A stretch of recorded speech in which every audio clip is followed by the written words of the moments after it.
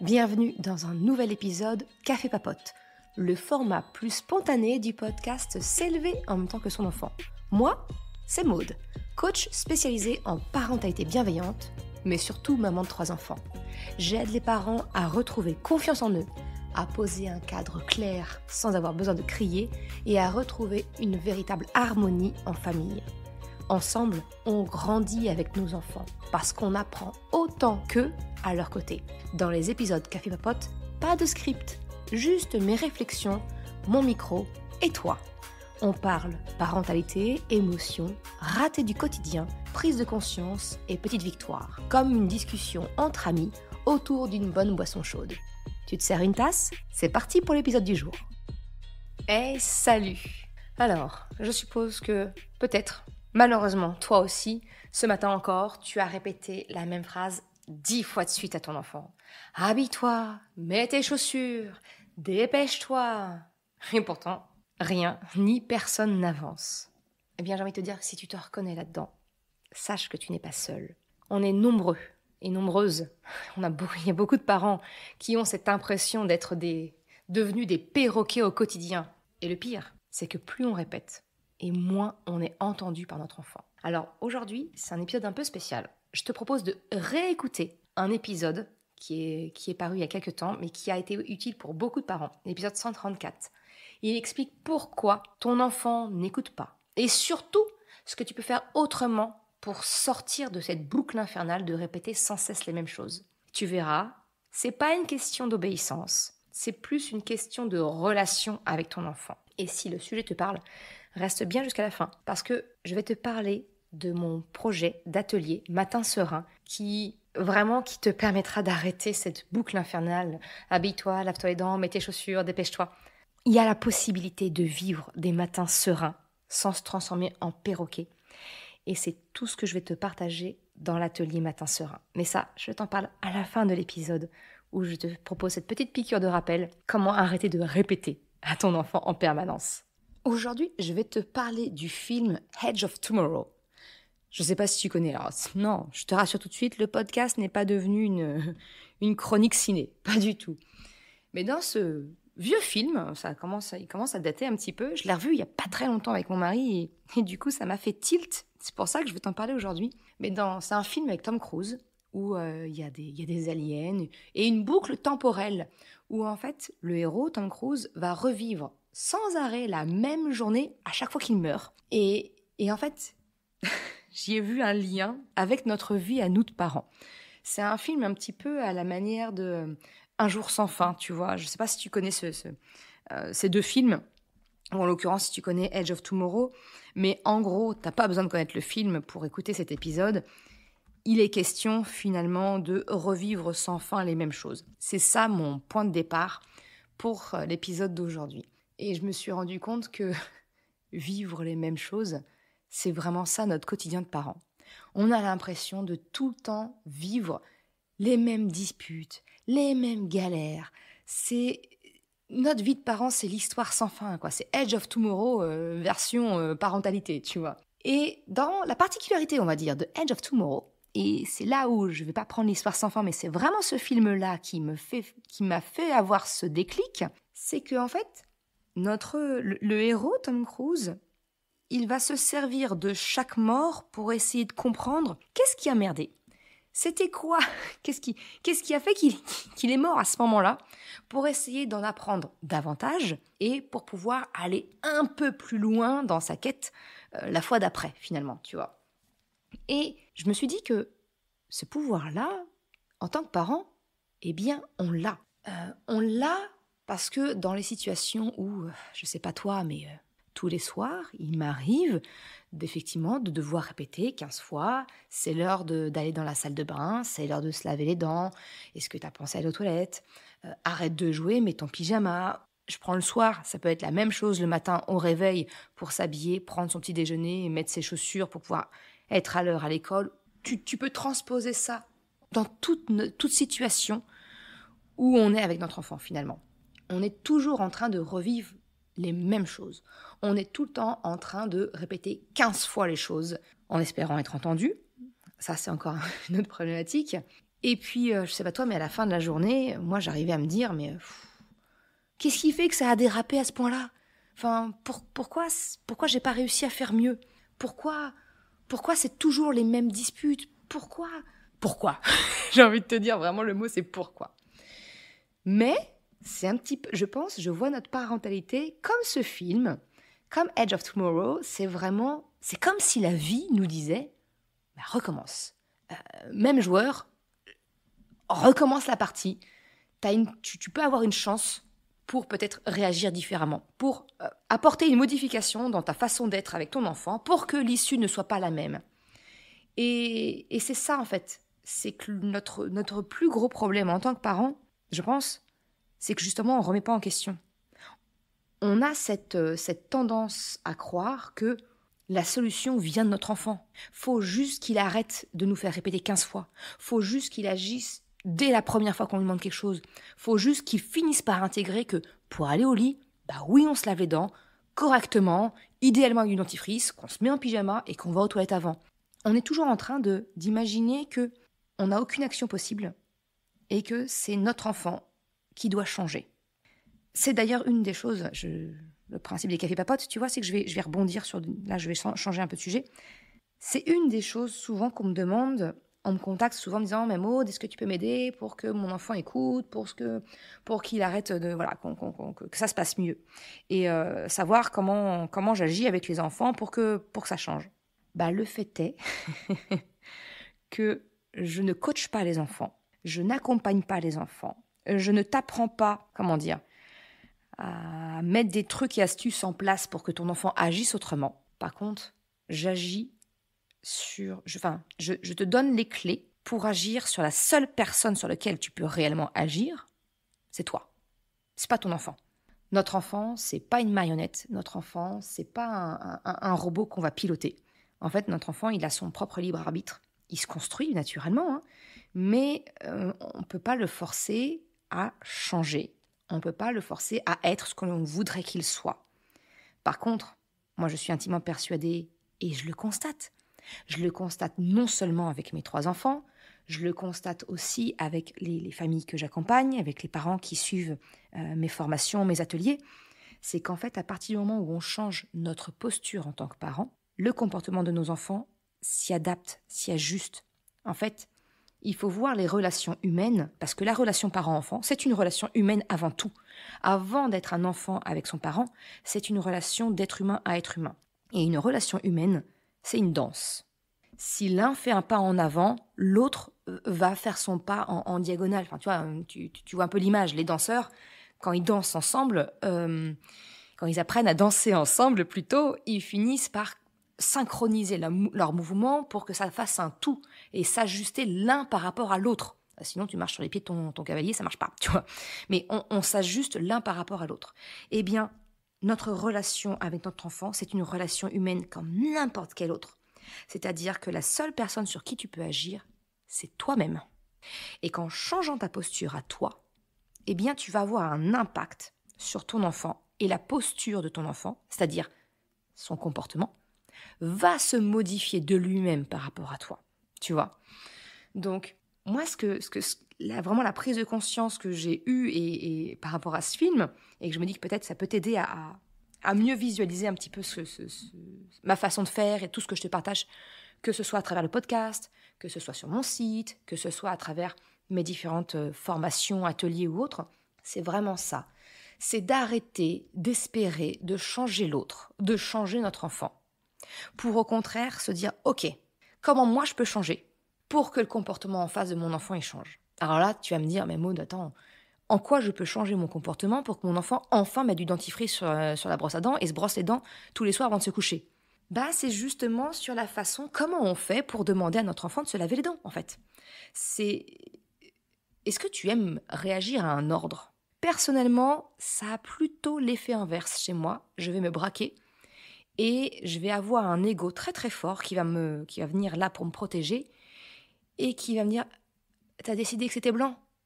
Eh ben, juste par mécanisme de défense, je dirais que c'est noir. Je ferai l'opposé de ce que tu me demandes. Nos enfants, ils sont comme nous. Hein. Personne n'aime se faire diriger personne n'aime se faire ordonner.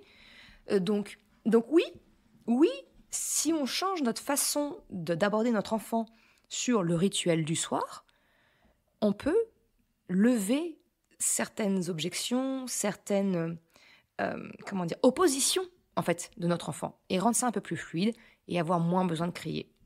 Et c'est ça en fait vraiment le truc, c'est que finalement, en tant que parent, on attend tellement que notre enfant change qu'on se pose même pas la question, nous, de changer notre façon de faire, d'essayer d'ouvrir le champ des possibles. Et je te jette pas la pierre, j'étais exactement comme toi et notre société ne nous aide absolument pas à nous permettre, à nous insuffler l'idée qu'on pourrait peut-être se remettre un petit peu en question en tant que parent. Parce que notre société ne fait qu'appuyer sur la peur de l'enfant roi. Attention, c'est du laxisme. Il va te mener par le bout du nez. Mais si tu commences comme ça maintenant, mais qu'est-ce que ça va être avec l'adolescence ? En fait, la société entière nous pousse dans des peurs qui ne nous permettent pas de nous autoriser un pas de côté, qui ne nous permettent pas de nous autoriser de voir les choses différemment. Et c'est bien dommage, parce que finalement, ça nous enferme dans ce piège. Ça nous enferme vraiment dans cette façon de faire qui ne fonctionne pas. Parce qu'on ne prend pas, du coup, on ne s'autorise pas et on ne prend pas le temps de réfléchir pour essayer de comprendre. Pourquoi est-ce que j'ai réagi comme ça ?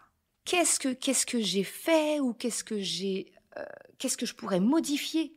Qu'est-ce qui coince entre nous, finalement, dans le dialogue ? Et du coup, comme on ne prend pas ce temps de réflexion, comme on ne s'autorise pas cette possibilité de se remettre en cause, eh bien du coup, la boucle, elle recommence. On recommence au point de départ. Parce qu'on ne prend pas le temps de décoder les émotions qu'on ressent. On ne prend pas le temps d'aider notre enfant à décoder les émotions que lui ressent. On réagit tout le temps, à chaud. Et puis potentiellement, derrière, on va s'en vouloir, on va culpabiliser. Et puis on va enchaîner avec la journée suivante, sans vraiment avoir compris ce qui s'était passé. Et ce qui fait que, finalement, eh bien, rien ne change. J'ai beaucoup de parents qui me disent « Mais Maud, pourquoi suivre une formation ? Pourquoi suivre un atelier ? Enfin, être parent, ça s'apprend pas. » J'ai envie de te dire, c'est comme si tu gardes un caillou dans ta chaussure. Tu vas pas aller courir un marathon. Sauf que notre vie, c'est un marathon. On passe pas juste 1 an ou 2 avec notre enfant. On est parents pour la vie. Et en fait, si on prend pas le temps d'enlever les petits cailloux dans la chaussure, déjà, on peut pas abandonner. On peut pas abandonner. Mais on prend juste le risque de passer à côté de la relation, que ce soit agréable pour personne finalement. On prend le risque inconsciemment d'engendrer aussi des blessures chez notre enfant, des blessures émotionnelles, j'entends. On prend le risque aussi de ne pas guérir nos propres blessures émotionnelles à nous, donc de ne pas grandir, de ne pas nous délester d'un poids qu'on a peut-être déjà. Donc je suis bien d'accord que être parent, c'est instinctif pour une grande partie. Mais pourtant, moi, je me répète, mais j'allais être vulgaire. C'est un sacré moteur de développement personnel. Ça vient nous apprendre sur nous, ça vient nous apprendre sur nos limites, ça vient nous apprendre sur ce qui est vraiment important pour nous. Ça nous apprend énormément. Et en fait, de simplement refuser, de prendre le temps de regarder ça, de prendre le temps de résoudre ça, on passe à côté. On passe à côté de nous, on passe à côté de notre enfant, on passe à côté de la relation qu'on pourrait avoir avec lui, qui mérite tellement mieux. Même nous, on mérite tellement mieux, tu vois. Donc vraiment, se dire non, ça ira mieux quand il sera plus grand, quand je pourrai. Mais en fait, non. Les problèmes, ils se résolvent pas comme ça, plus tard, quand. J'en ai parlé dans un des derniers épisodes, je te mettrai le lien en description. Mais plus tard, il y a toujours quelque chose qui vient repousser à plus tard. Et on en oublie de vivre le moment présent. Le moment que l'on vit maintenant avec notre enfant à cet instant T-là, il ne reviendra pas. Il est terminé, il est passé. Profitons des moments présents. Et si on peut essayer de faire en sorte de les rendre plus agréables, nous, on y gagnera au change. Notre enfant y gagnera au change. Voilà, si on ne le fait pas pour nous, on peut le faire pour eux aussi, tu vois. Donc vraiment, moi, je reste convaincue que se dire non, ça va passer, ça ira mieux après. Mais en fait, si tu changes rien, je te le garantis, rien ne changera. En fait, il n'y a rien de magique. C'est un peu faire l'autruche finalement ça, tu vois, de se dire non, mais ça va passer, ça ira mieux après. Mais après quoi? Si tu changes pas quelque chose dans la façon de faire, si t'attends que ce soit ton enfant qui change quelque chose, ça peut être très long. Ça peut ne jamais venir. Enfin, moi en tout cas, je suis quelqu'un qui aime passer à l'action. Rester passive, je trouve ça profondément inconfortable et compliqué. En tout cas, moi j'ai du mal, je ne sais pas faire. Il y a des personnes qui vont préférer ça, c'est moins dangereux, mais pour autant, ça reste très inconfortable. Ça reste quand même très inconfortable. Donc moi, ce que j'ai envie de te dire là, c'est que un petit peu comme Edge of Tomorrow, finalement, on a un pouvoir, nous, en tant que parents, en tant qu'être humain, bien plus fort que celui du film. C'est justement de pouvoir comprendre ce qui se rejoue dans ces moments. C'est le pouvoir d'essayer autre chose, de prendre un temps d'arrêt et de se dire « Ok, là, comment j'aurais pu réagir différemment ?» C'est pas d'imaginer comment ça aurait pu être différemment si mon enfant avait écouté du premier coup, s'il avait fait ce que je lui ai demandé. Non! Là, tu reportes l'action sur un autre que toi. C'est pas possible, en fait. On n'a aucun, même si c'est ton enfant, même si tu es dans la mentalité de te dire « c'est mon enfant, donc il fait ce que je lui dis », je suis pas nécessairement en phase avec cette version, mais ok, même si tu te dis ça, admettons, la probabilité, en fait, t'es maître de rien, là. C'est un petit peu comme si tu allais dans le casino et que tu allais mettre tu fais tapis sur une couleur et tu jettes les dés et t'espères que ça va être ok, quoi. Dans la couleur, c'est avec la roulette. Bref, t'as compris l'idée, tu vois. Tu ne peux agir que sur toi. Donc la question, c'est jamais ça aurait pu mieux se passer s'il avait fait ci, s'il avait bien écouté du premier coup, si... Non, c'est ça aurait pu mieux se passer si moi j'avais fait quoi? Qu'est-ce que j'aurais pu faire différemment? C'est toujours de revenir en auto... Là, pour le coup, être auto-centré, c'est positif. Parce que tu ne peux agir que sur toi. Donc pose-toi la question sur toi-même. Qu'est-ce que j'aurais pu faire? Qu'est-ce que je pourrais faire? Qu'est-ce que je peux changer dans ma façon de faire pour que peut-être il y ait une issue différente? Et ne pas abandonner non plus, si en faisant une fois, ça marche pas. Les relations humaines, c'est quand même un poil plus compliqué. Ça marche plutôt sur la longueur, sur la répétition des choses, d'accord? Donc, c'est pas parce que tu as essayé une fois une proposition et que ça n'a pas fonctionné avec ton enfant que c'est bon à acheter.